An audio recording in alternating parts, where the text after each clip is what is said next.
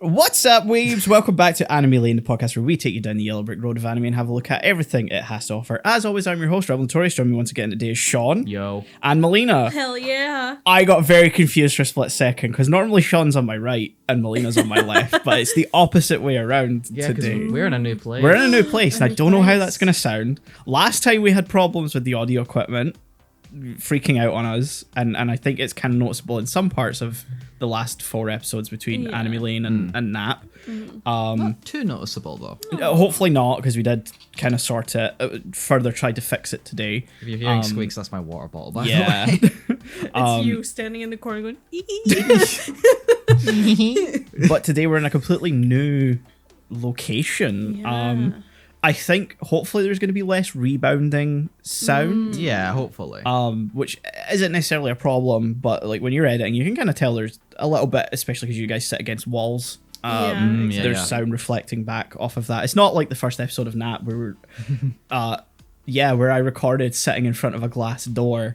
Yeah. And listened back to it and went, never doing that again. Not only that, Never. but me and Melina were like right next to each other. Yeah, that Yes. too. Anime Lane, we also had never really calibrated anyone's sound, so you're very quiet in the very first episode. and we don't have split tracks. No, How we fun. don't. Yeah, so I can't do much about that because at best this can split into 2 separate recordings, but you'd only be able to hear yourself on one side Yeah. of the headphones yeah, because of the way no. it works. You got to pan it to the left and then to the right for the other track. This is why internally we refer to them as pilot episodes. Pilot episodes. Yeah, we've learned a lot over the past couple of years, so it's interesting to now be in a different location. We're much comfier. We're not sitting in I am so awful cozy. chairs. I am so close to just taking my shoes off, laying down, positioning the mics, just kind of rest above me. Yes, let's speak. Truly putting the nap in Napcast. Hell yeah. Even though this is Anime Lane. I know, but still. We'll get there. We'll get there. That and this is the recording session where we're ending that show. where we are ending Napcast, yeah. Which is interesting because I've been slightly messed up in my head where I'm like, okay, when I introduce this, I've then got to make an announcement of something. But not that's next recording session, so I don't want to fuck that up and ruin the surprise. Okay. So yeah, we'll get into the actual episode and we'll talk a bit more about this whole thing probably in Nap if you want to hear that conversation. So yeah, this is Anime Lane. So introduce what we're talking about. He's finally escaped whatever cage Zenigata put him in as we embark on another caper in Lupin the Third, the Columbus Files, his triumphant-ish return. At last! Directed by Shinichi Watanabe, written by Shinzo Fujita, music by Yuji Ono, animation production by TMS, based on the manga by Munchie Punch? Munchie Monkey Punch! Munchie Punk. The special aired July 30th, 1999. It's licensed in the US by Discotech, and Seven Seas have released 2 collections of the Lupin manga, The Greatest Hits and Thick as Thieves. Then we're being taken home on those country roads in Whisper of the Heart, directed by Yoshifumi Kondo, written by Hayao Miyazaki, music by Yuji Nomi, animation production by Studio Ghibli. It released in Japanese theaters July 15th, 1995. It's licensed in the US by G Kids Entertainment and in the UK by Studio Canal, where it is available on home video via both of them.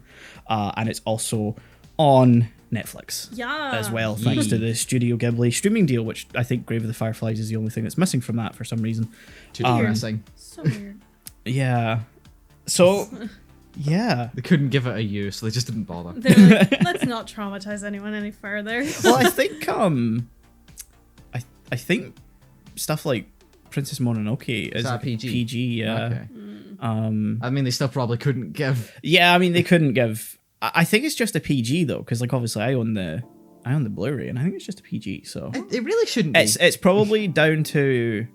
I'm saying Grave of the Fireflies is the only one that's missing. I haven't looked for the rest of Takahata's work, Okay. so it's possibly just His his stuff that's missing, because I know that Tales from the Earthsea, which is Goro Miyazaki, Hayao Miyazaki's son.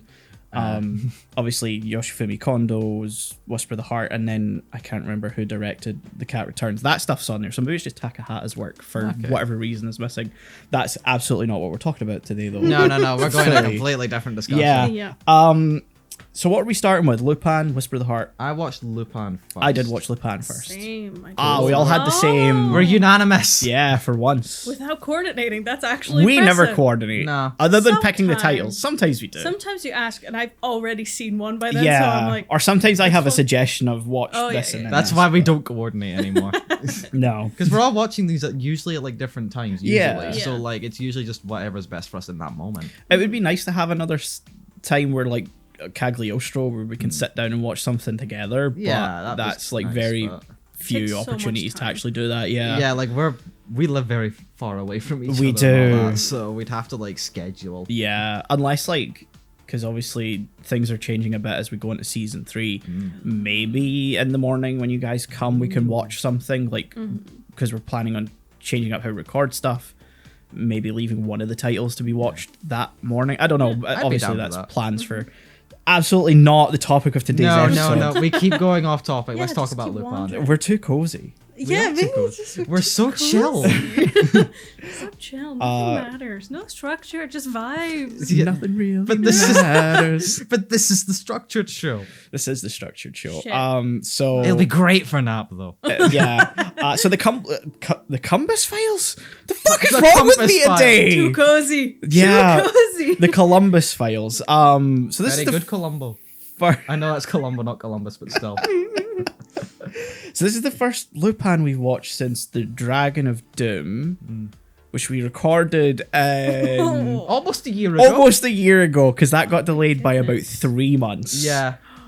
The time between recording that and it coming out is too long, and it's just been too long in general. Yeah. Since we've seen Yeah. Lupin. I missed them. I had been thinking back on that, like while watching Columbus Files and thinking, oh man, that one was just so much better. I was sort of a bit half on that. I'll be honest. We'll get into my full I thoughts think about that.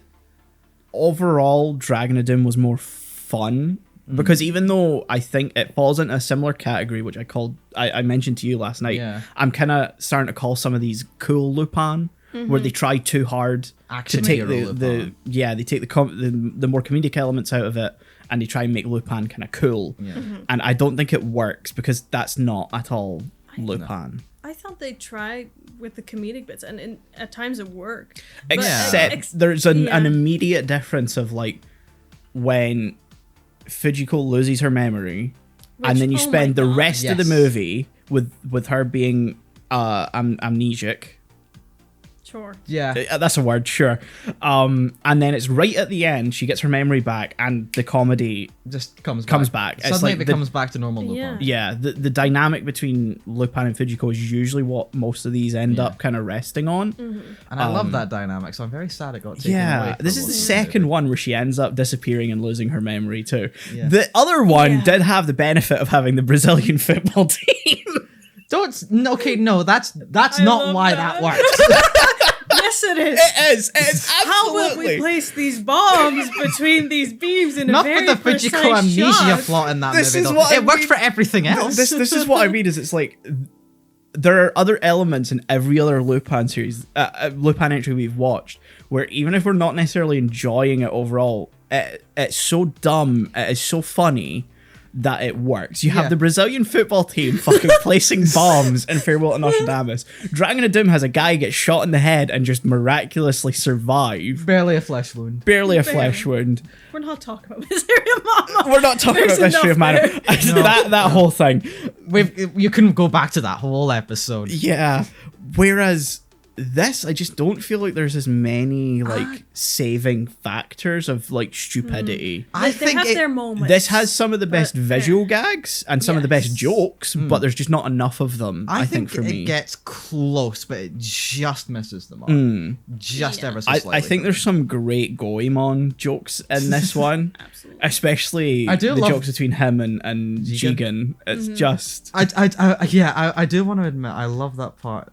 Okay, so I actually want to preface this. I watched this dubbed okay. because I'm really used to watching Lupin dubbed at this point. I'm going to be honest. Even though it's a different voice cast. Yes. Yeah. Every time. I'm just used to it at this point. But there, you can tell there's parts where like they've added jokes for the dub. Ah, and the sub, okay. because there's a running joke in the dub. Mm-hmm. And I looked into the subs a little bit. I'm sure it's just the dub where like they mispronounce Lupin specifically mispronounces the names a lot. So he Oh. calls Goemon Goemon, and he calls Jigen Gigan. But then like, Oh. but then like halfway through, Goemon says, "You're pronouncing your names wrong. I'm Goemon." Yeah, he's Jigen, that's and you're Lupin. that's definitely not in No. the subs. No, and then by the end of the movie, he's like, "Is Goemon, whatever." I'll never get it. See, this is the thing. I'm not a big fan of the Funimation dubs for No, stuff you see, like the that. thing is, I kind of found that funny. I mean, we talked about it a bit because I also watched the sub, Mm-hmm. and there were like some jokes you mentioned it. Where I was Yeah. like, I don't think we had that, and I would have added that little bit. Yeah, like there was a part where like Zenigata's in like the bushes, just sort of like about to like plan on like capturing Lupin, and like he's with his like guys, and he's Oh, this joke's actually in the sub. yeah, but I don't know if it's a little different though, because in the dub he says, "I bet with that egg he's gonna make an omelet," and one of the guys just like, "I really doubt that, sir." I think in the sub it's the response is, "That's a terrible joke, sir." Oh no. In the dub he's just like, "That's just stupid, sir." Ah, okay. Respectfully, sir. Yeah. No. No. Yeah, and I thought that was really funny.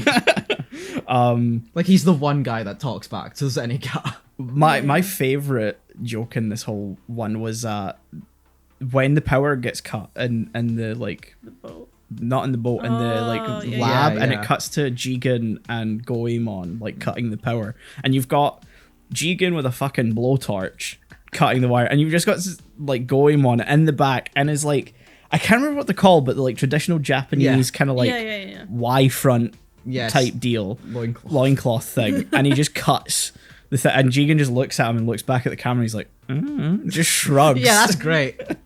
I love Goemon throughout this whole movie because Yeah. they really play into like just the ham of his character. Yeah, which is Goemon barely ever has a function in any Yeah. of the Lupin things we've watched so far. Yeah, and we've talked about that before. I think it was in Mama. We was like, he's got no reason to be there. yeah, But like in this one, he cuts down a fucking he cuts building. a fucking building, a tornado. A tornado, yeah. Which is the Lupin equivalent of jumping the shark. I Yeah. will say that. Yeah. I'll be honest, I don't really know what the fuck the story is of this No. one for the most No. part. Same. We talked about it briefly. Me and Shaun were like, "Wow, they established very early Fujiko could do this in 20 minutes." Yeah. And And that's therefore, absolutely why she they give now her has amnesia. amnesia. Yeah. Yeah, like she's too competent. This Yeah. is the thing, though. This is an hour and a half TV special. If Fujiko hadn't lost her memory, 20 minutes. Would have been a normal episode. yeah, 45, 50 minutes, I think at max, with Yeah. some comedy stuff thrown in. Yeah. Yeah. I would have said half an hour.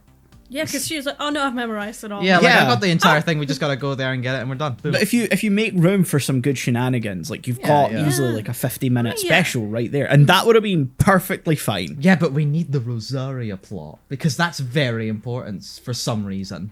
What is the Rosaria plot, by the I way? have no idea. Her mum had experimented on with Gorgon energy. Yeah. Orgon? Argon. Orgon? So, interestingly, I had to look this up. I was like, what the fuck? What In the fuck dub, is an I think it's orgone? pronounced Argon or something like that. So, Arson. in the it's time, close with how that movie ends as well. Yeah. in some point in the past, probably around time of Columbus, probably, 1492. they thought there was something called argon energy, which is essentially they thought was separate from everything else, and it was equivalent to the life energy. The live stream. Essentially, yeah. Yeah. I'm not even fucking kidding. I looked it up and I was like, oh, this is just what the live stream is in Final Fantasy VII. Yeah. If by the way, just a forewarning, in any of the episodes coming out, if I make so many Final Fantasy VII jokes, it's because I'm in brain rot right Yeah. now with that game. And they thought you could harness that, Yeah. and so that's This literally is the plot. yeah, that's literally the plot of this movie. And I'm like, wow, you've taken something that no one remembers, Yeah. and made that the central Yeah. point of your movie. Like, I was trying really hard to like make the Rosaria connections, and all. I was like, okay, she has two different color eyes. I figured but out- in the picture she has the same color dyed, and then they pulled out the egg. It was like, that's her eyeball. That's her fucking eyeball. No, I didn't get that. no. Because it was like vaguely shaped, like it was like surely. I mean, it's gotta be. did we all figure out that was her dad the Yeah, minute yeah, he yeah, opened Yes. that locket? Yeah. Okay. Cool. I was It too spends focused on the way eyes. too long Yeah. then not doing anything with that information. And then also spends too long trying to make it like a sympathetic villain plotline, only to immediately 180 on that, like in And he the went very full next Hulk scene. mode. Yeah. Yeah. Yeah, which is so weird because his motivations just are never established. No. And then they are, and then they're upended and completely changed. Yeah, because they shoved Yeah. basically what the actual plot is in the last 30 minutes. Yeah. Like they info dump everything about the energy, about the villain's motivations, Yep. about the actual connection with Rosaria and stuff. It's all elaborated in the last 30 minutes of this hour-and-a-half TV special. Yep. Also, they spend the rest of the movie being like, oh yeah, if you're exposed to this stuff, like there's a good chance you're gonna die or have some nasty side effect, and this man just gets fucking roided up. Yeah. It's like, I'm how? buff. It's like everyone else died, and you're just like built different. I Yeah. was about to say, it's the Nah. alpha genes. Like, Nah, I'd win. yeah. If I was on that plane, If I was that tornado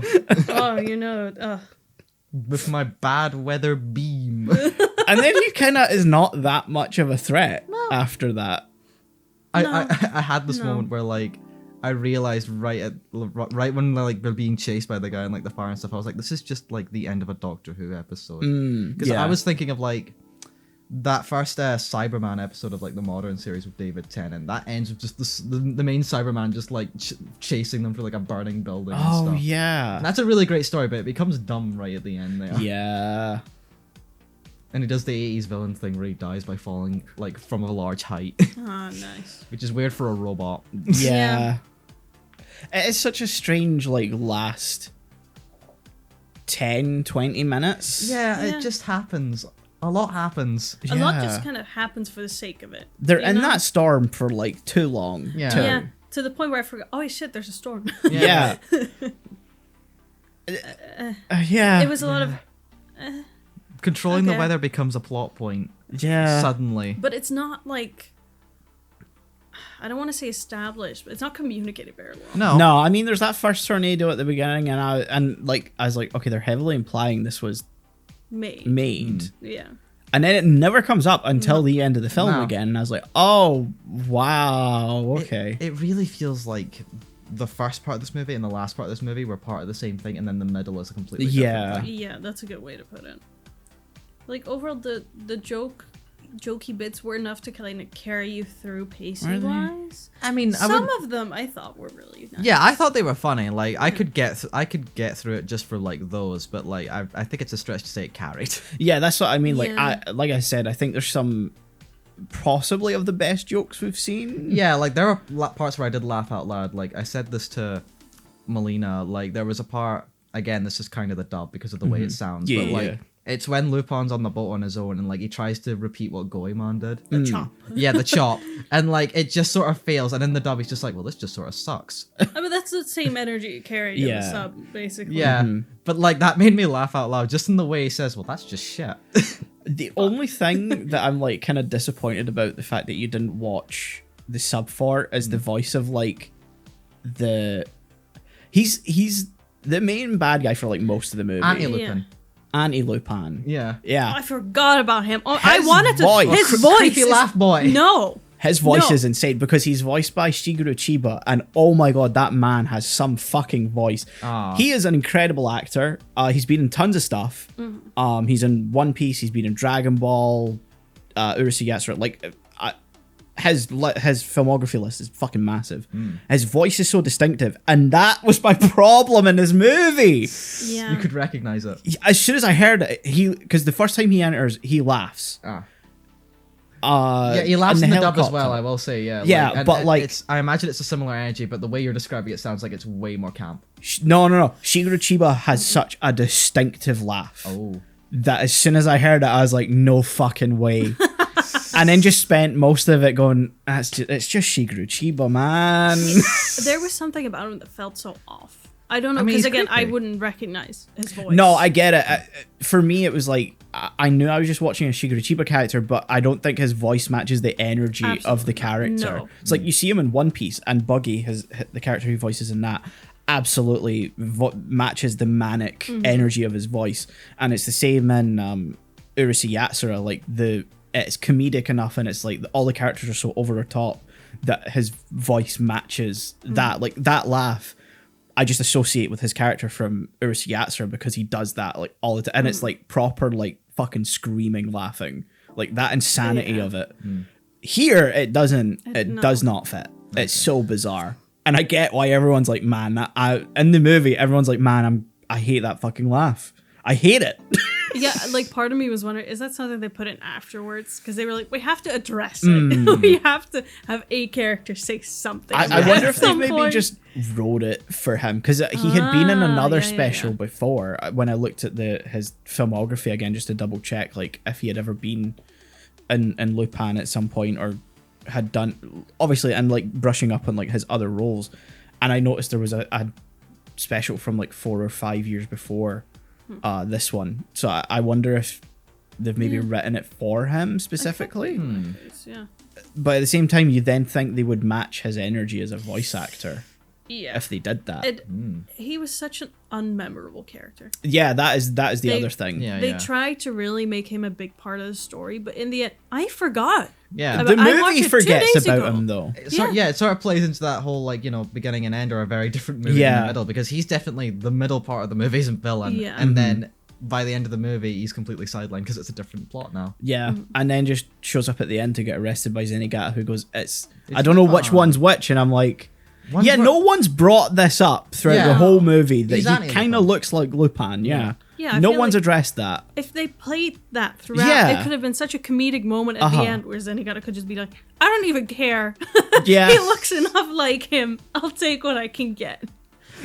Also, Zenigata is not used enough in this movie. No. He shows up, 3-4 times? Yeah. And there are long stretches in between him appearing. I will say, I don't necessarily mind that he doesn't have a big impact on the plot, because I think that can work for Zenigata sometimes. No, it can work for Zenigata. I get what you mean, that like he's not used enough. No, and again, it's like Lupin lives and dies on the character relationships. Yeah. Yes. And that's the comedic relationship between him and Fujiko, him and Zenigata, him and Goemon and Jigen, and Jigen and Goemon.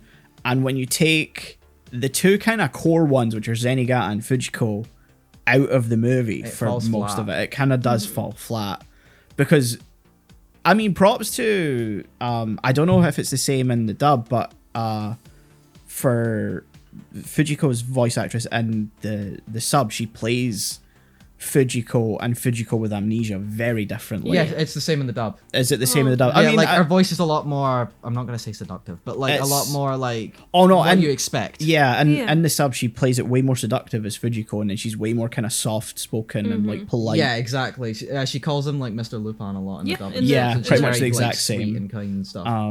I mean, Michelle Ruff's really good as Fujiko. Oh, she's amazing. Yeah. I love her as Fujiko.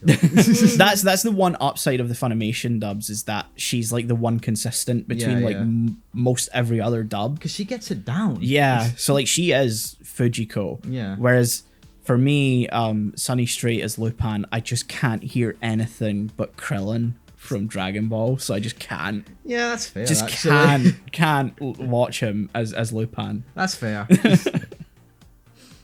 Sort of the benefit where I haven't really seen Dragon Ball, so I don't have that connection, but I kind of get what you mean. He doesn't feel quite as right as other voices. No, I don't think he's quite as good as Tony Oliver as Lupin. Also, Chris Sabat, I think, voices Jigen, and he's just like 50% of the characters. And he's Piccolo, he's Vegeta, Yamcha, like. So it's. And to be fair, Jigen's not in this one a lot. No, he really isn't. No. Although he does get that funny scene where like Goemon kisses him. Yes. Yeah. We stand. 27 times. 27 times. We stand. Yeah. Ninja King. MVP character. Samurai King. The cat. Just want to mention the cat. Hell yeah, love the cat. The young guy's cat. Ah, yeah, okay. Fully attacked. Sorry, I'm thinking that's the other movie. Heart. Yeah. Because that's an important part of the other movie. We'll get there. Yeah, we'll get there. Can I just say, the moment the cat was that he revealed the villain had a cat, I was like, oh, they're just going full fucking James Bond. Yeah, I was like, that's just Blofeld. That is just Blofeld. I genuinely thought at first that the monocle was an eye patch. Yeah, it would have been more interesting had they leaned into that. I'll be honest. Like, made him bald, just go full Blofeld. Yeah. Because it's Lupin, for God's Yeah. sake. Like, go full whatever You you can want. make it a parody. Absolutely. Like, It'd be way better as a parody. Legit, if they made a Lupin movie that's like, this is James Bond, we would be like, hell yeah! Yep, 100%. Hell yeah! Call him names John. Like, it would have been so great John. if, rather than being Rosaria's dad, he was like some villain that considered himself like Lupin's arch nemesis. And then Yeah. it just culminates in them meeting and Lupin going, Who are you? I don't know who the fuck you are. Yeah, like, have him think he's the fucking Palpatine of the Yeah. entire, like, universe. And then Lupin goes, he's like, did you give me, like, ice cream one time? Yeah. Yeah, it's like, oh, you were the cashier at the... yeah. Buddy? And like, not even My the case of name just is not Lupin, Buddy. like, everyone doesn't know who he is. Yeah. Zenigata, Fujiko, Yeah, G-Gab, yeah. like, Yeah. everyone just meets him and they're like, do we know you? Yeah, It's yeah. like, I stole the thing from the museum. It's like, oh. No, have a reveal that remember. he's been a very inconsequential part of all their lives. Yeah. Like, he sold Lupin ice cream, he tripped up Fujiko one time. I mean, that would be great. That would Yeah. be fantastic. That's a plot right there. Hell yeah. Someone right. Yeah. If it's not already a plot. I don't think... I mean, come on, there's like Yeah. however many specials, there's all the movies, Yeah. and there's like 6 seasons of the TV show. Surely they've done it at some point. I want to see it. Yeah, because there's Yeah. over like 300 episodes of the TV series, so And I will watch them all at some point in my life. part 2 is going to be a fucking killer because 155 of them are there. Not long after this, I actually looked on Amazon Prime because there's Lupin stuff on Amazon Yeah, Prime. there's some of the part 2 was on there. at Yeah, one there's point. a lot of part 2. Yeah. It's like separated into 5 different things. And it's like part 2, part 5, and I'm like, oh Jesus fuck. Yeah. I've not even seen part 1 yet. Oh. We'll get there. Yeah. I do want to One day. do part 1. I think it'll be fun because that's got some Miyazaki stuff in it too. Because he Oh, nice. directed, I think, half of the. Oh, okay. I First thought it was season. just Cagliostro. No. The reason he directed Cagliostro is Was because he was involved in part 1, and then Cagliostro like lodged him, Ah. obviously, as a Yeah. movie director. We've still not had any Fujiko that's better than Cagliostro. No. She was peak. Yeah, like, that's just, again, for the sake of the plot, they had to give her amnesia. Oh yeah. Yeah. Otherwise, If you it wanted would- to Yeah. make this an hour and a half, you had to get rid of Yeah. Fujiko somehow. This is the thing: is it's like the first in Cagliostro set the bar Yeah.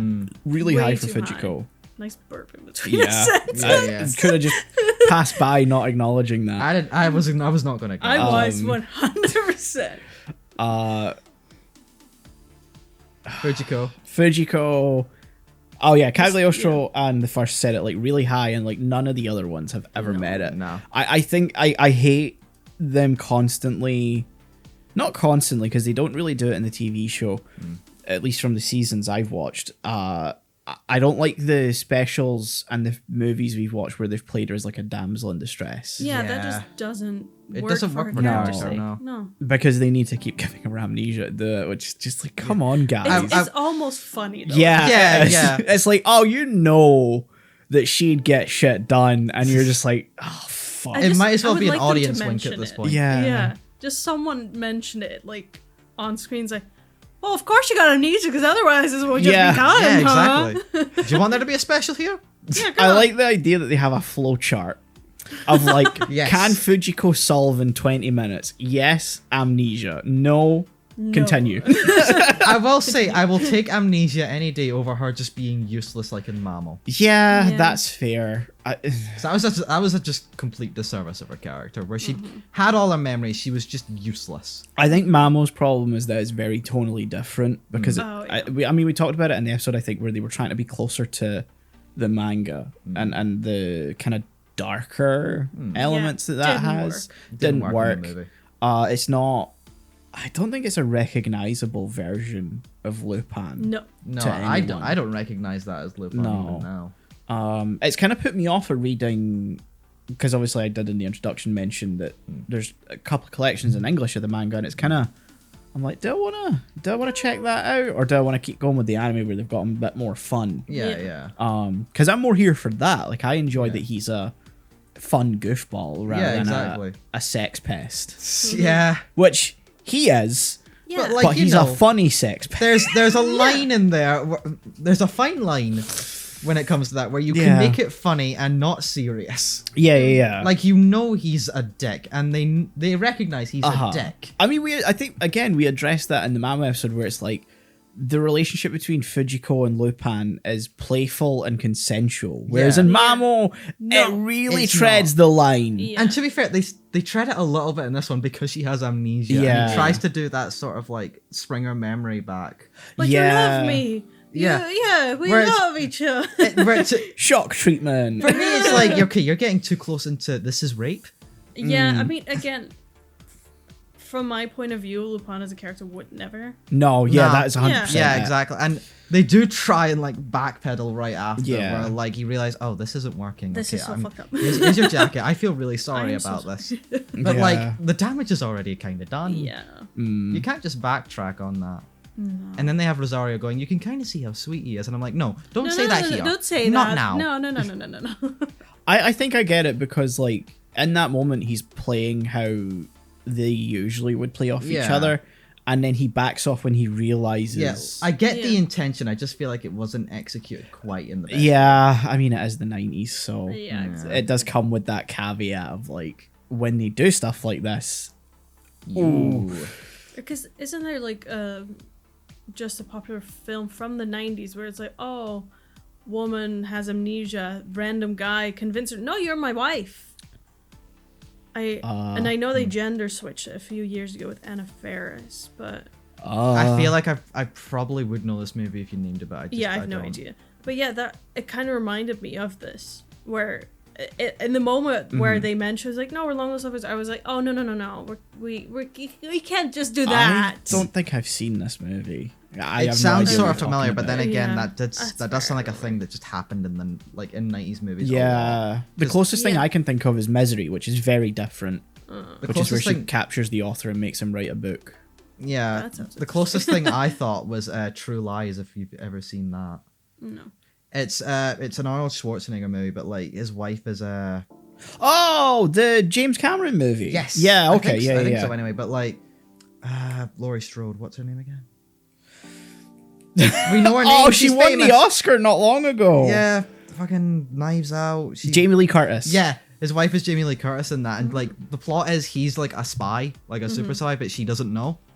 So like, and the movie basically is like she gets involved, but like he tries to keep it like a secret for long enough. But like at one point, he pretends to like be someone else who's kidnapped her and stuff, and it's supposed to be played sort of more for laughs, but nowadays you look at it and you're like, this is really uncomfortable, dude. Yeah. Why did you think this was good? I think the whole amnesia trope is so 90s. Yeah, it really is. And like, if we were to see it nowadays, I like to think we, have a bit more respect. Yeah. It's weird how like sometimes it seems like there's that obsession with like one thing that ends up happening in a lot of movies, and then it fades, we never do it again, and you think, wow, if we went back to that now, it'd be laughed off of the box office charts. Exactly. It'd be a cliche. Yeah. Even though half of what's in cinemas right now is a cliche. So anyway. We'll look back on that in 20 years and go, we'll laugh at that. Yeah. I want to say I liked Zenigata's moments, though. Yeah. Oh, 100%. Like, they were way too spread out, I'll give them that. I like the scene, first of all, on the boat, Zenigata's, look over there, and he just fully capsizes it. Yeah. Yes.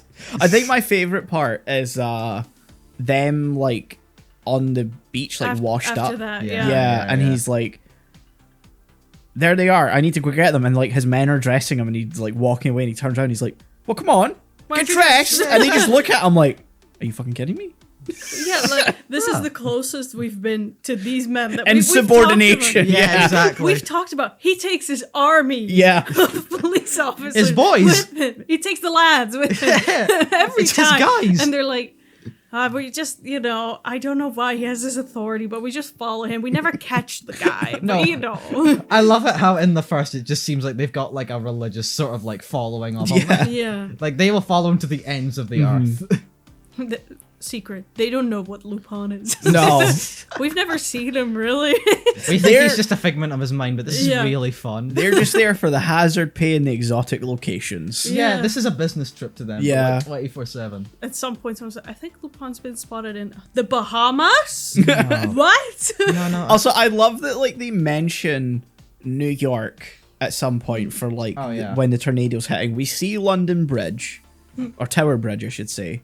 It's a bridge in London. And then we cut back to where the lab is, and it's suddenly just again an indistinct location. Yeah. And I'm like, what? It's located in...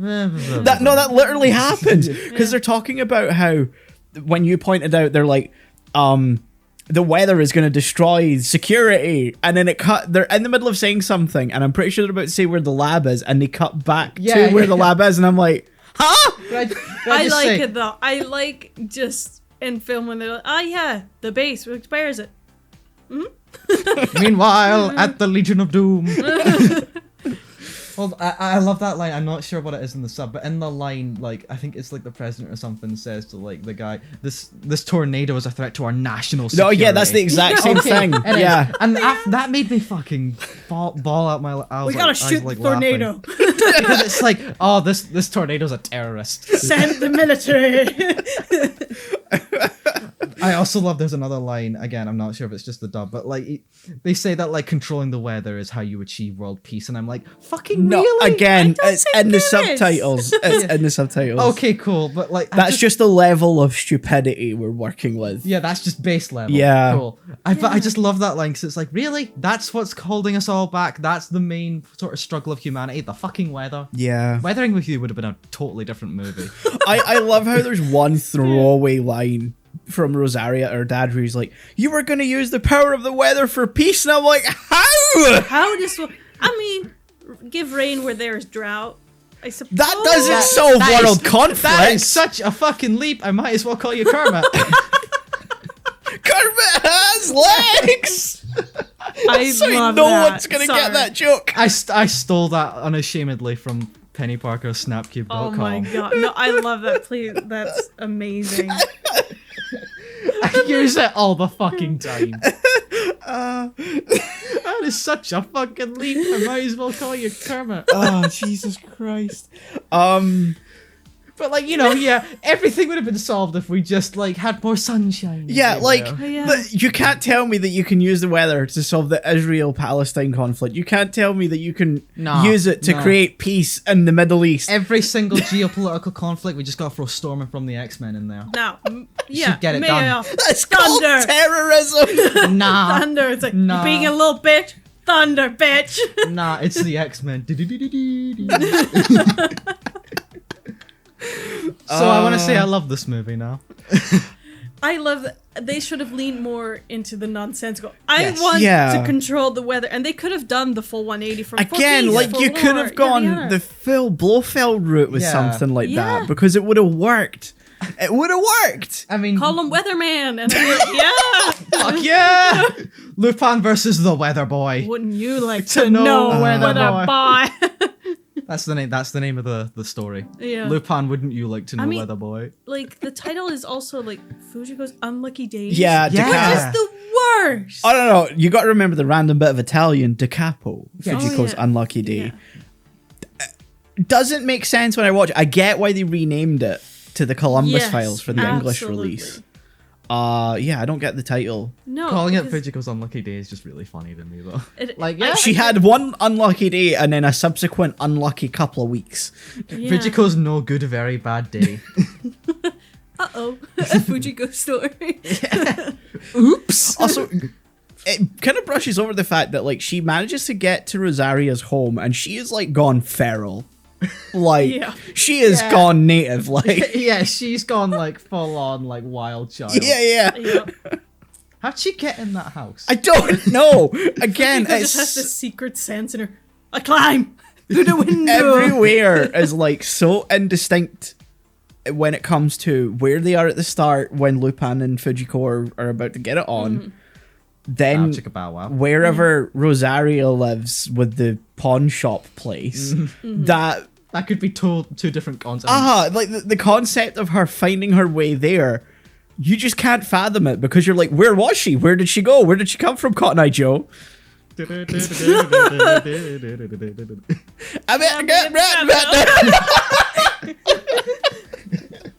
We took the exact same amount of time for that brain cell to hit. Yeah, exactly. Oh my That was God. kinetic.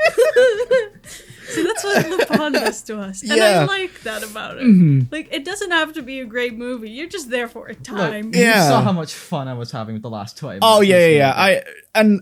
yeah. I'm glad you managed that. Yeah. It was kind of soul crushing for me to watch. I just kept bringing up the. Who's calling? There's no one here. No, I mean, we're here. It's Senegata. No It's one the calls our police. landline. I want to do state, now. like, no one. No, when we've been at my house, Oh, yeah, yeah. no Yeah. one's called our No. landline before. I And now we're this. continuing this. Yeah, fuck it. This is There staying it in. Yeah. Yeah, You can. fuck you. This is perfect. Yeah. Can you stop calling? Jesus. Oh, I hope we get a voicemail after this. How long does it ring? Is it an active voicemail thing? Yeah, there's a voicemail thing, so I can Oh. check. Yeah, it's screening it now, I think. Oh. Yeah, there we Hello, go. this is the police. Oh no, it's not like an active thing. Like you can hear it. It just Yeah. you can play back. I kind of hoped it was. What were we talking about? Insanity. Lupin, Insanity. Last 20 funny. minutes. Because, like, I was going full ham by the end of this. Yeah. I'd fallen into the insanity and I was just like, bad weather beam. The bad guy's now buff. What is happening? I was having way too much fun. Yeah, that's what Lupin does best. It's culminations at the end where shit's just fucked. Yeah. Yeah. And we're like, the Brazilian football team is placing the bombs? Okay. Weatherman is causing war with tornado? Okay. Oh yeah, and there's that part, I've just realized just like looking at it, that gave me like such a laugh where like, they find the egg and Rosario just sort of looks at it and just goes ape shit all randomly. Oh yeah. And she's just, and I just said Rosario when she realizes the egg was an egg. Oh man, this Why is she movie's... so angry? Yeah, no, we don't. I mean, daddy issues. I mean, yeah, I got Yeah. why she was angry most of the time. I'm specifically at that part. She saw the egg and just went insane. What happened? I don't know. What is this movie? What happened? What's going on? I think that's I don't know what's happening. that's just us throughout the entire movie. Yeah. Eh? Hey. What? You just gotta reach a Okay. certain point where you just jive with it. Yeah, no, exactly. I just let go and be like, sure. Yeah. Look at my Brex, little man. Why is that the villain? I don't know. It's so weird. My God. What an alpha male. Truly a Sigma. Yeah, hell yeah. Someone was listening to a little too much Tate. That guy was Tate. That's what Tate thinks he is. Yeah. That's the Cobra mindset right there. Oh man. So that was That's how we're ending It's hard that to like discussion, look huh? at it as from a film perspective. Yeah. Where I'm like, well, this dragged on a bit. Like, I mean, you're like just the there. animation was nice, but Yeah. like that's a base level for Lupin. I don't think we've Yeah. watched any where the animation's been bad. Nah. So Momo had Even- some weird moments with flashing and all Yeah. that. And But like another one overall, did. the animation was still good. yeah. Yeah. So Classic. We got all the details of that giant brain. didn't need them though. No. I will say I'm surprised of the two, because I think Dragon of Doom and this are the only two TV specials we've watched. I'm surprised that that they've been consistent, like really Yeah. high production value Yeah, in yeah. terms of like animation, because obviously TV has like a different look and feel. Yeah, there's a whole different like Yeah. vibe. Yeah, you're kind of cutting corners for budgetary Yeah. reasons most of I the didn't time. want to say level because there are like TV specials that can look really good. Oh yeah. Like there are TV shows that stand out, but it's like you can expect like to take a knock. Whereas I feel Yeah. like the not necessarily completely on par, but I feel like they are up there with the movies at like least. I didn't realize until like about halfway through. Oh yeah, this really is like a TV special. 'Cause that's when you really feel it. Yeah. So yeah, that's Lupin the Third, the Columbus Files, or Da Capo, Fujiko's Unlucky Day for And it was quite the unlucky day yeah. Yeah. or unlucky week. I'm not sure how much time really passed. no idea. No, it's a very indeterminate amount of time. Yeah, it could have Love been when like a that year. happens. Yeah. Yeah. Scores. 6. Can you really score this? 6 out of 10. Yeah. 5.5. I was willing to give it a 6.5. Yeah, no, it's Yeah. fair. Yeah. I think it. Yeah. Yeah. Makes sense. Yeah. That's fair. So, Whisper of the Heart. Another Studio Ghibli entry. So that's Spirited Away, Grave of the Fireflies, Totoro, and now Whisper of the Heart. It's only been 4. Only 4, yeah. The Grave of the Fireflies episode did not do well. Yeah, but like You emotionally, have to be in a it mood was. for that. I was the get hardest it. I do hitting. get it. Yep. So this is not Miyazaki, not Takahata. This is a completely different director. Someone who worked with Miyazaki a lot. Is this his only? His only movie, because Yeah, he passed I think away I read that, yeah. in 1998. I think 6 months after Mononoke came out, Okay. which he was he storyboard, no, character design and animation director for. I don't know what he passed away from, but yeah, only film. He was like being tapped to, take on the same level of work as Miyazaki and Takahata. Damn, But unfortunately, yeah, he passed away. that's So tragic. Whisper of the Heart, his only film, and I think that's pretty good legacy to leave behind. Yeah. I'd say for films to leave behind, that's a pretty good one. Yeah. Because it's his only film he ever made. Yep. Wow. In terms of directorship, Yeah. Yeah. He's only worked one on a he ever- lot. But Yeah, he worked with Ghibli from like way. I mean, he worked with Miyazaki from way before, I think, because he worked on Sherlock, Hound with the Man of the Green Gables, obviously Mononoke, and a couple of his other movies. So he's kind of yeah, he was, established. he was But a big guy there. yeah, Whisper of the Heart was his directorial debut, and obviously his only directed feature. So yeah, Not bad. don't know how to go from there into the actual conversation about the movie. You said this was your favorite Ghibli movie. This is up there. It's tied, I'd say, at the moment between this and Castle in the Sky, which we haven't watched yet. Yeah. But yes, soon. Yeah, I'm curious, like, what about it? it's just comfy. I mean, it is yes, cozy. it is. We talked about it's so cozy. Yeah, I love putting this on. Just I'm really glad I watched this, because I was in like my pajamas when I watched this, and I was like, it was later at the night, started at around 9ish, yeah, and I think that was the best time to watch it. I felt very like at peace. yeah. It's just cozy. It's not a Miyazaki piece, which is has a grandiosity, usually with an underlying message about environmentalism or spirituality, and then you've got Isao Takahata's stuff, which is very personal, very sincere, but also very gut-wrenching. Yeah. Oh yeah, And then you just have this, which I think because of all of that just stands out as it's good vibes. good vibes. Yeah, it's just like a really nice story about young love, coming of age, Yeah, and it's just really sort of nice. Where kids usually are around like 14. Yeah, it's that sort of like figuring out who you are and what you want to be. Yeah. And it doesn't necessarily answer that question. No, it's just like the starting step of finding your own person. Yeah. Yeah. And I just enjoy that journey. Yeah. It's definitely, I would say, a more realistic story compared to most of the Ghibli we've I think watched. grounded is basically the word I would describe Yeah. it as. Very grounded, which is not what I expected going in. No, No, I get that. absolutely not. Because me and Melina only judged this from like the poster, like initially, and we Yeah. both thought we were getting a much more fantastical movie. I had the same impression the first time Yeah. I watched it. Yeah. Like I was expecting the plot to be very similar, like to Spirited Away, where like Yeah. she ends up in like this fantasy world or whatever. Yeah. And I told you about 20 minutes in. There's already a lot more like Modern Japanese. Yeah, and then it wasn't until like 40 minutes I was like, oh, this is the whole movie. Yeah.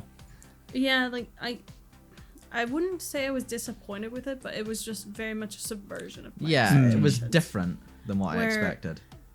Going in, you're kind of just waiting for something to happen, and it does, because it's so mundane in comparison to the other.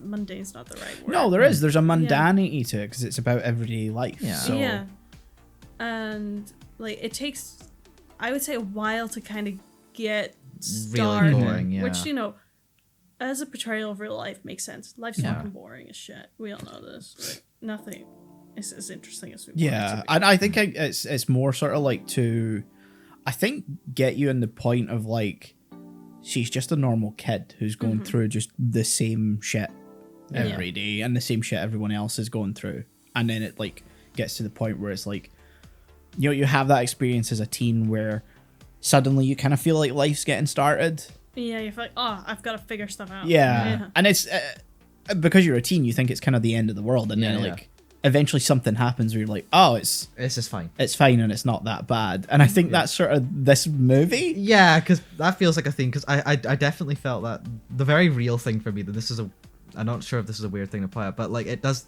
The very like realistic high school thing where like everyone's crushing on someone who's crushing on someone else. Yeah.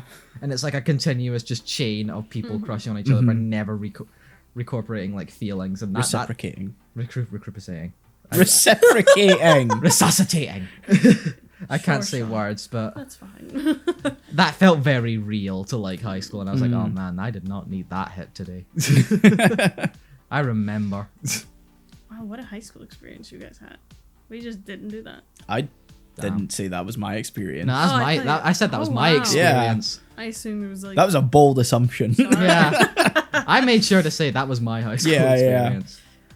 Yeah, I did not necessarily, but I did relate somewhat to her where you reach 14, you're working on your projects that seem like the biggest thing in your life. Yeah. You're like, this is my thing. This will define my life. Yeah, this is going to be a defining factor, and this is going to choose or help me get to where I need to go. And that obsession I relate to. Yeah. God. I think we've all been there. Yeah, 100%. Yeah, like as a 14-year-old, just, being like, school? No. This is my future. Exactly. And I was like writing my stories and like my notebooks in class, not at home. AO3 fanfic. No, Wattpad. Yeah, Wattpad, sorry, know Wattpad. Know your platforms. Like I don't read fanfiction. Yeah, she wasn't high class enough. I didn't have that. I didn't have that period. No, but it's... I don't know what kind of similar thing you guys have, but just like hunched over and just spewing words out. Like it's horrible, and you're just like getting it out for the sake of getting it out. Like, as the guy mentioned, very angry it's rough. letters. It's rough, but there's something there. Yeah, it's catharsis. Yeah. Don't get started. It's a podcast. We gotta get you started. I don't want to do this again. Because the biggest thing I'll fault it on, because I think it's a very relatable and like sweet and cozy story, but it does take too long to kind of rope you in, and I kept having the feeling that I missed something, where it was like, where's this going?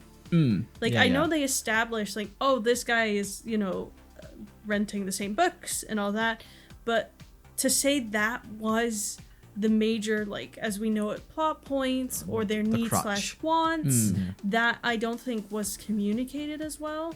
It could be because, again, very Western point of view of film and such, and this was, a bit 1995? Yeah, 95. Yeah, so maybe that hadn't mingled as much as, like, let's say the more recent Ghiblis, but yeah, that was the biggest fault in it, I'd say. But we haven't watched recent Ghibli. We watched Spirited Away, which is 2001. Yeah. And Grave of the My Neighbor Fireflies Totoro, which was 88. And so was Grave of the Fireflies. I mean, all of those, except for Spirited Away, I'd say were very slow in its pacing. Yeah. And they all had, I think, that Japanese structure to it, whereas I think they follow a 5-act, and it's quite different. It's not like... Yeah, I remember you sort of talking about this, I think, on like one of the early episodes, I think so, yeah. It was like either like a 2-act structure or a 5-act structure. I think it's 5, where it's like we have what is it? Whatever rising action and then climax, whereas they have a completely different thing where it's all based on like old Japanese plays. Kabuki plays? I think so. I think they're based on something else. Is it No plays or something? It begins with an N. I'm clearly not like the expert on this. Yeah. I'm certainly fucking not either. Clearly, because I can't remember any of it, but... Yeah, but you're closer than what I'm going for. So it's a very different setup, and I couldn't tell you what each act is, meant to be. Whereas, 3-act structure, it's, establishing We're very used to that. the action, and then, climax is the 3rd act. Because, like, naturally, within myself, I always try to kind of find the plot points, because that's how you know what the wants and needs are. Yeah. But that when it doesn't work, it kind of, like, throws me for a loop mentally, where I'm like, okay, I need what is the thing we're looking for? What do we want to Yeah. achieve? I will say, as we've like watched stuff over like the last like 2 years, since you've like mentioned that sort of structure thing, I've tried to keep that as a thing in my mind in case Yeah. like something's not feeling like structurally right. So I'm just thinking, oh, okay, maybe it's because of that they have that 5-act structure, whereas I'm Yeah. thinking of like a 3-act one. I also think there's like a tendency. I don't know if it's a Japanese thing in general, but certainly in anime where it's like sometimes you may not have a clearly defined goal and you're just there on the journey and the goal will naturally appear as it is, which I think is what Whisper of the Heart does. Yeah, I see. Where that. you kind of, I felt that. it brings you on board with the characters and then it's like when we get you in with them, you know, they'll discover their goal and you'll discover the goal as well. Yeah, like the plot just sort of forms around their interactions. Yeah. Which is sort of like happens for quite a few anime, I think. Yeah, I think it's happened in stuff we've already watched. I would say that happens with Penguin Highway. Yeah. Where you're kind of just following him and Yeah. then suddenly the penguins appear and you're like, okay. Yeah. I will say, I'm going to be brutally honest here. I found the characters in Penguin Highway more interesting off the bat. Oh no, I totally get that. Yes. It's very different approach, and I'd say this is like the thing with Miyazaki's writing is that he has very understated characters, and I wish anyone else had written it but him, because I think it would have been a little less flat on the characters. Because you can feel his writing style even if it's not directed by him. He couldn't have directed this, but like you can tell he wrote it for sure, because he could not have done something as normal as this No. without going too far. I think You can tell by the time she gets like the dream sequence. This is what Miyazaki is Yeah. like craving the He's entire just movie. suppressing it. When? Yeah, like he's looking at like that Baron statue, like come on, let me just make you come alive. Come on. Because as soon as I saw the statue in the shop, I was like, well, I know from the poster that's the guy. It's this Yeah. It's the guy. And then I was like, move, please. the cat returns. It's like, come on, stop fucking talking about on, it. movie. Let's get it going. Start talking. It's about time. but it's not about him. No. No. I was expecting it to be about Yeah. him. But to be fair, what else would the poster have been now that That's- you've seen the movie? I feel like it could have been To actually bring people in. to actually bring people in. Because it is How a do you- new The only- director, so, you know, that's How do you difficult. entice That's a good people to point. come I- watch this? I will say the closest thing I could think of, you could have gotten like a shot of her like chasing the cat like from like the train station. Yeah, that's Yeah. true. That could have been the post. It wouldn't have been as good though. I don't think it would work as a Ghibli poster. No, No. which is why I'm like that's the closest yeah. thing. I wouldn't say that would have But- actually worked. What I'll say about it is, like, when you get this type of poster and that's only such a small part of it, that can cause more, I don't want to say outrage, but, you know, Yeah, confusion I would than say- having I a felt that. muted poster. That the Japanese audience at the time it released would have had the benefit of the fact this was based on a manga. So there was is source some material. Yeah. So I feel like, unlike, again, I hate that I'm constantly referring back to Miyazaki here. He's based a few of his films on Western books. Howl's Moving Castle is based on a book by an English author. It's a kid's book. Also called Howl's Moving Castle. But he does stuff like that. Whereas I think for this film, with a new director, they've gone in a more traditional route, Yeah. where you have it based on a manga. I don't know if it was popular, but it was, you know, of the time, it was contemporary. And you've got Miyazaki writing it, you've got that poster. So I think they've gone to the lengths that they could to make it as marketable for a new director as they could, because you can slap anything on a Miyazaki poster. Yeah, As long as his name's there, You'll get, boom, yeah. there. you'll get an Oscar. Yeah. We'll get there. We will I get know there. it's later on in this session. I know. Also, every scene of her sitting at her desk, that's the lo-fi She is beats the- to she music. is. She is Oh, her, yeah. Yeah, Yeah. that's her. Yeah, It's her. 'cause I was did the questioning Leonardo it. DiCaprio. Yeah. Ah! I see you. I can't do the whistle. But yeah, That's her. We Yeah. finally found her. Yeah. But That makes so much sense, though. Yeah. Absolutely. Because this is a cozy movie. Yeah. Lo-fi anime beats the Study and Chill 2. Hell yeah. 12-hour live stream, definitely not going to get copyright struck. Absolutely not. But yeah, no, that's her. That is actually her. Wow. That's great. Because I was watching the movie and I was like, I think it's her, but I couldn't remember if that was like an actual scene Yeah. in the movie or if they had just done like a fan art thing. But it is actually like from Some sort of composite, at least. yeah. But there is, I think the more iconic image is based on that, whereas the original one is just a screenshot of her with the headphones on from the film. So yeah, she is. She's the lo-fi anime beats girl. Oh, Nice. Yeah, we were in the presence. of a god. That's what she did with her life. yeah. Happy ending. Yeah, let's talk about the ending for a bit. I'm It just stops. so yeah. For 1, 2, they're 14. Oh, yeah. He does say, "I don't care how long it takes." So they could break up if you're going where I think you're going. Yeah. And that's the fact he says, "Oh, will you marry me?" It's young love. Yeah. So the fact that it ends on that note, you know, they're meant to be like 15 in Greece, right? They're meant to be So they're supposed to be in stupidly Greece. No, No, he's no. talking about the movie Grease. Oh, Greece, Yeah. which is deeply weird. Yeah, yeah. At the end. 100%. The big difference there is that they're played by like 20-something John Travolta. True, but also So you the- don't really clock that like Yeah. consciously. And again, it's a musical, so it's That doesn't. and this excuse it. where they sing "Country Roads" isn't. no. I mean, No, it's it's, not, okay. but- It's not a musical. No. Don't go with that. I'm No. just, mate. I'm fucking joking. Come on. But yeah, not like Yeah. it's young, dumb. You know. Yeah, I get the vibe it's going. Yeah. For, But I do get your point that like Would you rather it ended on that note or just stop?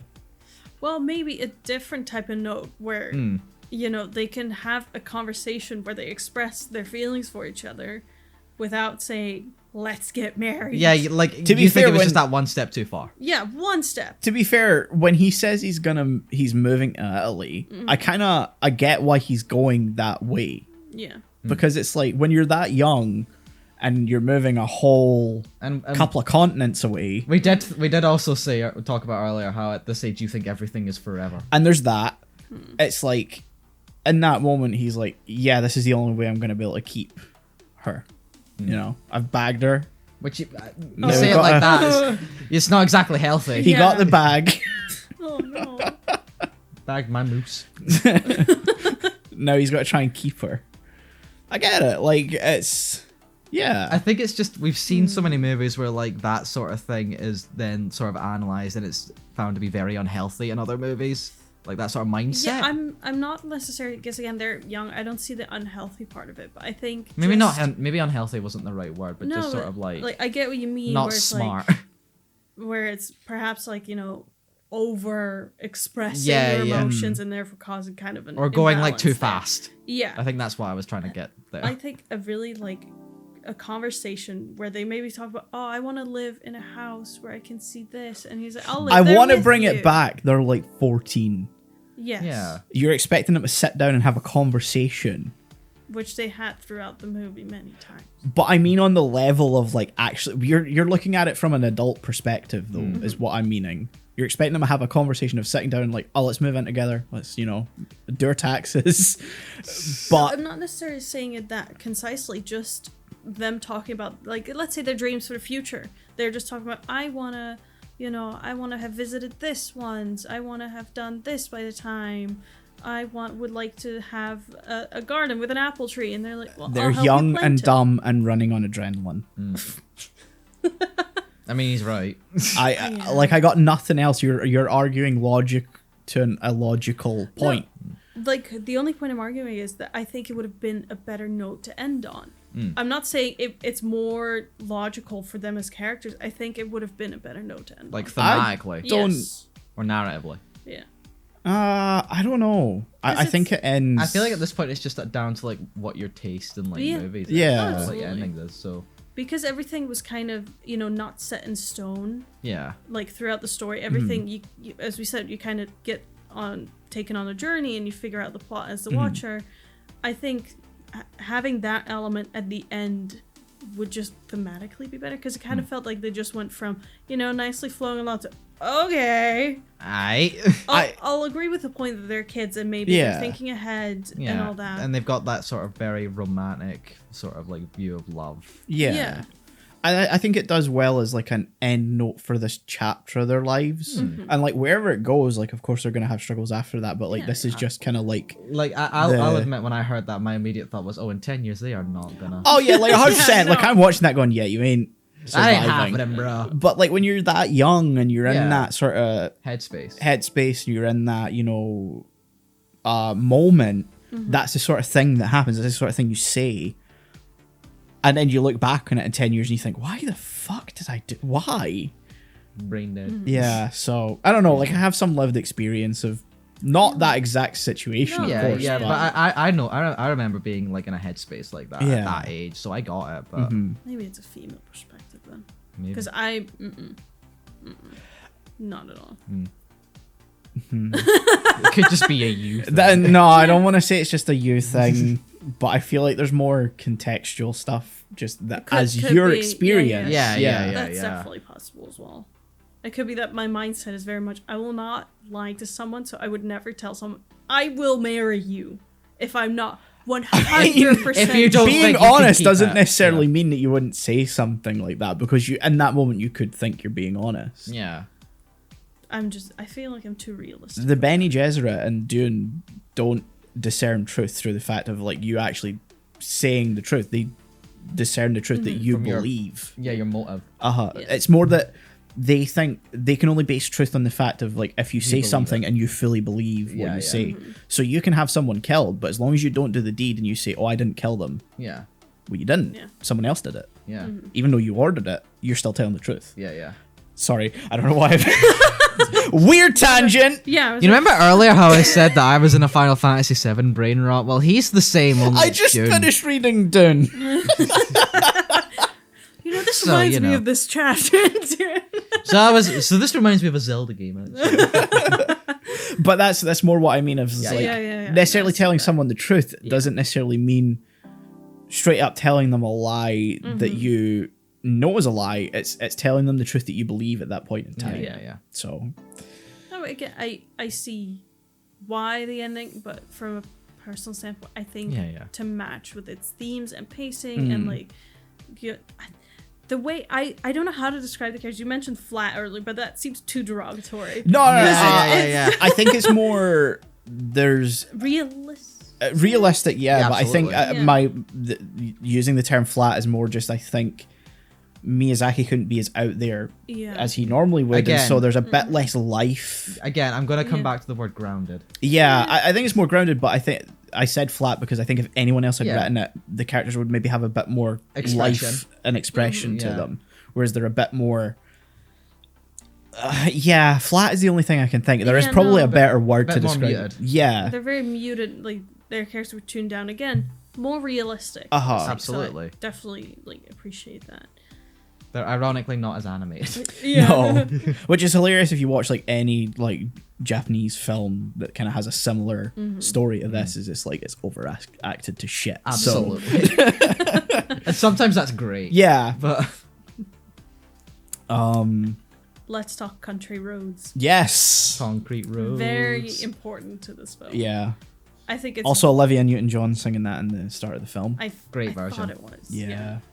I think it's very nice to bookend it with that. I wish it would have been, because again, this is my 3-act structure mind where I'm like, is that gonna be the big thing where she's like, I need to get this? Yeah. Is it the overarching sort of? I don't know if you would know this, but Country Roads, does it exist in that world? And she's like translating it, or is that's what she says? She's translated it. Yeah, because it's in when I think it's when her and the friend are talking. I can't remember what they're talking about, but the friend mentions, "Oh, everyone loves your translation of Country Road." So yeah, she's definitely translating it because she does mention she's like, "I don't know about Blue Ridge Mountains or West Virginia, so I've just written something more close to home." Yeah, which is where Concrete Roads comes in. Yes, it's more like Tokyo. Yeah, which is funny because Tokyo still has far more green space than like Yeah, New York. I literally thought that the moment she said that, like, really? This Tokyo, the concrete city? I'm thinking more New York. Yeah, Tokyo, where you don't need to go Concrete far jungle. to one side to see Mount Fuji. Yeah. Yeah. Like that Tokyo. Like, that's like saying Edinburgh's the big concrete Yeah. like, city, and that's like, no, it's like God, it's the greenest city in the UK. Uh-huh. Or one of anyway. Yeah. So, but yeah. Anyway, sorry, you were asking. Sorry, yeah, that was a complete Yeah, I just wanted detraction. to like make sure that it was a translation because I probably just missed that one line where they mentioned it, so I was just kind of stuck. Like, I'm assuming it's a translation. Yeah, it's a translation. Yeah, and I like the journey they go on where you see, draft after draft Yeah. after draft. That's realistic. Oh yeah, and like from my I need this one thing to stick to. I almost wish that was like the big thing she was striving yeah. towards, and then the B plot was kind of her trying to find this guy. Yeah. And he could have helped her, with her translation, make it more personal. I think I get why it shifts focus to her writing a book, because translating one song, I get, Yeah. that would wear. It would drag Thin. on way Yeah. too long for like an almost 2 hour Road. movie. Yeah, it's like, oh, yeah, come on, you've gone over this line 100 times. Which again, I realistic. probably could have Yeah. translated it into Japanese by now, and I barely speak the fucking language. I believe that. 14. She's 14. She's still native and speaks better than I do. actually. Yeah. That's Yeah. No, it's like, you're not as focused, perhaps, but She's got stuff going on. Yeah. she's true. got shit going on. But I almost wish that would have been, but I do agree with that. It's just a song. And yeah. Because the book writing thing, as much as she was like established as, she loves to read, but she reads nonfiction, I believe. She reads fiction because her fiction and dad then mentions, switches. yeah, she's looking for gemstones. Gems. Yeah. She's a rock girl. That's why she goes to the non-fiction. She's looking for Bibu. Honestly, I was about to say, yeah, I look for gemstones all the time in Resi 4. But that's also a reference. Yeah, Fucking Kudos. Losers. Hey, no, this is fun for me. But yeah, I almost wish the story she wrote was less nonsensical. Sorry, the soundtrack kicked in. yeah. Like- Someone decided to fall asleep on their car steering wheel, I think. Anyway. Like, I think it would have been so nice if she maybe wrote a story closer to home. I get her inspiration being the Baron Yeah. cat, but I feel like to stay with that mutotone and not go flying cat. Hell yeah. To keep. I mean, that now you're just calm. criticizing her for choosing to write like fantasy. No, I think it's just thematically. I don't know. I think it contrasts her life. That yes. So it's an escape, and so I think that's why she's gone the fantastical route. Yeah. Because she sees an escape and a An more outlet. interesting and an outlet in the Baron when she looks at him and she sees the sparkling eyes. So it's I think it thematically fits in that she's looking for, because she's fed up with school and she doesn't necessarily want to study all the time, which is compounded by her sister being a total bitch. Yeah. So I think it thematically fits because it contrasts. It's her escape from everything. Yeah. Can't believe she managed to fucking hit the nail on the head with the Baron's whole story with like a long lost lover thing. Yeah, Like, that feels like it's way too close to be a coincidence. yeah, Yeah. That was when I sort of went, okay, that's a bit too far, movie. yeah. Yeah. Do better. Do better. This is clearly the first draft. Rewrite it. Yeah. That would have been so funny if the grandpa just read it. I'd redraft a few things. I mean, Yeah. that's basically what happens. I mean, Yeah. he says there's a good story, it just Yeah. needs to be polished. Like, Yeah, I mean, that's Which means basically- redraft, Yeah, motherfucker. that's what a first draft I is all say about. redrafting and polishing is very different. If someone tells me to redraft means start from zero, same like story, but start from zero, polishing is let me just change these few lines. I feel You like do realize that even if you change something, right? it's a Yeah. different It's draft. a different draft. No, absolutely. It's a So different- redrafting still Like- means Like just I'm going off of that conversation. I'm gonna say right now, I think we have very different ideas of what redrafting is. yeah.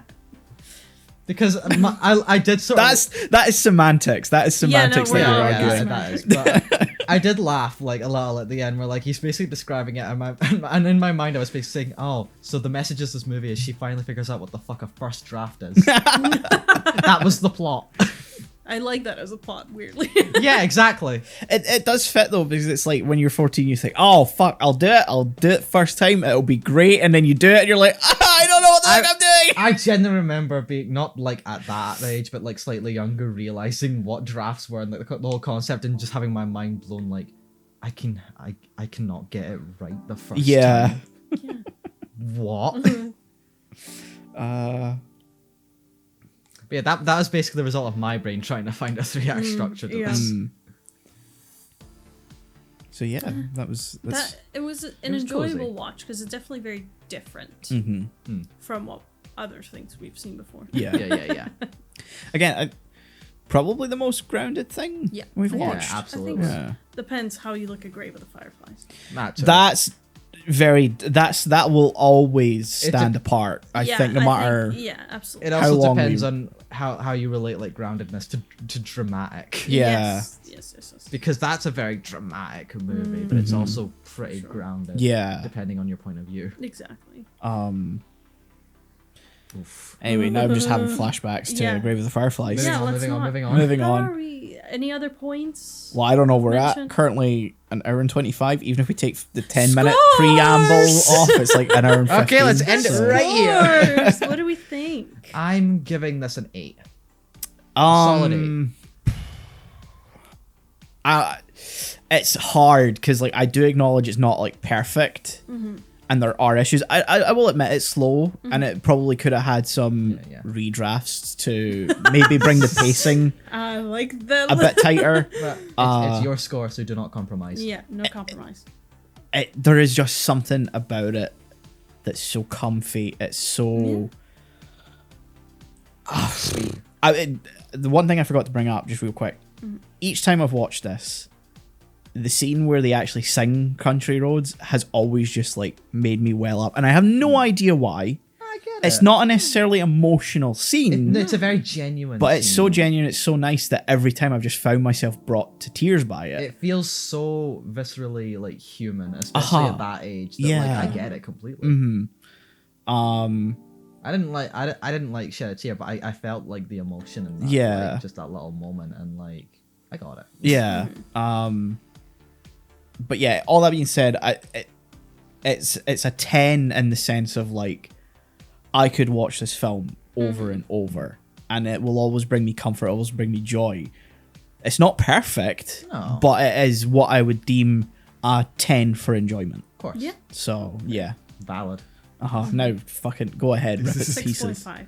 Fair enough. What did you say? 6.5. That's fair, yeah. Because like I understand what it tries to do, but like for me, what's the fault for my personal enjoyment? You know, Yeah. I No, like to this be is grasped the- and like, here's what's going on. This is the thing I will say is that doing stuff like this in the podcast, doing Ghibli, is again, I did it with Spirited Away, is to maybe look at it from the fact of these movies aren't infallible. Ghibli is not an infallible studio. No. They are not necessarily the greatest shit that's ever happened to anime. No. They may be They're in a not the class of their second coming. own. They're not the second coming.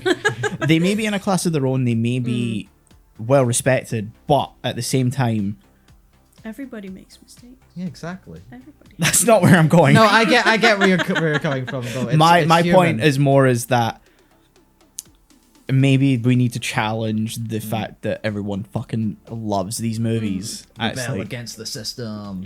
more so the fact that, you know, because we're doing an Oscars episode Yeah. on NAP, I was looking at like how many anime movies have been submitted versus how many have been nominated and won. All the ones that got nominated outside of like 2 or 3, Ghibli. Yeah.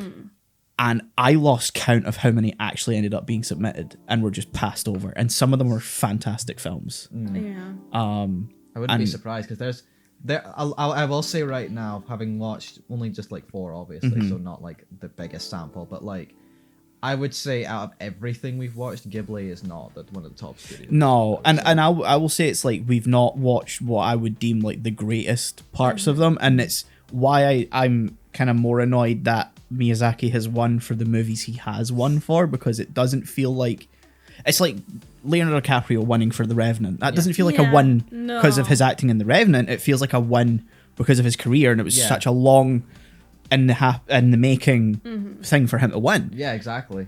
Miyazaki, Spirited Away feels like a career win for that point because again, it was 2001, so he'd been working since 1979 with Cagliostro and then Nausicaa and blah blah blah blah blah until that point. It also feels like it was a move to really like legitimize anime as like a high class thing in the West, in the Western world. And now you've got The Boy and the Heron, which was meant to be which is probably his last movie, because whether he tries to make another one, he'll probably die before that happens. Yeah, he's not retiring, but you know, he's getting there. Yeah. And there's like however many movies have happened in between that. It just feels like a career one, just to, you know, you've been consistent, you've done all this stuff in the rest of your career. We appreciate you. Because I have yet to speak to someone who actually thought The Boy and the Heron, like outside of the animation, is like a really great film. Yeah, like again, this is a conversation to say for the Oscar stuff, but just to get this out now, I have not heard anything about Boy and the Heron that screams exceptional. No, like everything I've heard is that it's good, but man, it loses its shit in the third act. That's kind of what I'm hearing. It's hard to say because we can't watch it yet. It's only been in theaters, you know, at some point. So we can't fully judge it. No, Japan are annoying like that. It's only just coming out on Blu-ray over there soon. So whenever it comes out over here, I'm sure we'll put that on the list. Anyway, having completely been unable to judge it, Across the Spider-Verse should have won. No, I genuinely think Across the Spider-Verse should have won. I think it was the better. I say that having not seen it, but even from a purely animation standpoint, I think it should have won. Absolutely, We'll continue this. Yes, we'll continue this in a Napcast episode that'll come out a month after this. Oh yeah, Hush, it's fine. The people can wait. We're sowing the seeds. Yeah. Yeah. So that's this episode of Anime Lane. Thank you guys for listening. Yeah. I think we got good conversation. We did, yeah. It's interesting how Lupin and Ghibli usually draw out a good conversation out of us. We're very passionate about Lupin. At this point. And Ghibli is Ghibli. Yeah. Anyway, I need to grab another drink. My throat is very dry right now. So yeah, we're gonna end it here. Farewell. I need to grab something to eat. We'll see you guys next time. Bye-bye. Bye.